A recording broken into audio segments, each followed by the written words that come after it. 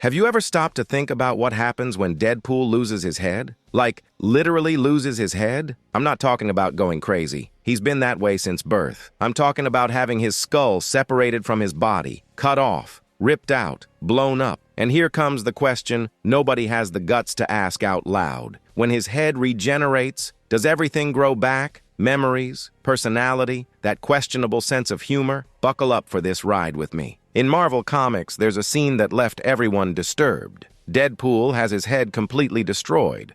We're talking nothing left up there level. And what happens? The healing factor kicks in. Cells multiply. Tissue rebuilds tissue. And slowly, a new head emerges from his neck. Bizarre, right? But it gets worse. Because the real question isn't whether the head comes back. The question is, who comes back with it? Think about it with me. Your memories are stored in your brain. Your personality is shaped by specific neural connections. When you destroy all of that and rebuild from scratch, is it the same person or is it a copy? A perfect biological clone with the same DNA, but without any of the experiences that made you who you are? Deadpool himself has joked about this. In some stories, he wakes up after extreme regenerations and feels like something's different. He can't remember certain things. Or he remembers things that never happened. It's as if every time he dies and comes back, a slightly different version takes over that body. And this raises a heavy philosophical question. Does continuity make identity? If you went to sleep today and woke up tomorrow with a completely new brain, but with all your memories artificially implanted, would you still be you? Deadpool lives this paradox every single day. He's immortal, but maybe the original Wade Wilson died a long time ago. And what's left is an infinite succession of copies, each one thinking it's the first. Disturbing, isn't it? But there's another detail that fans love to debate.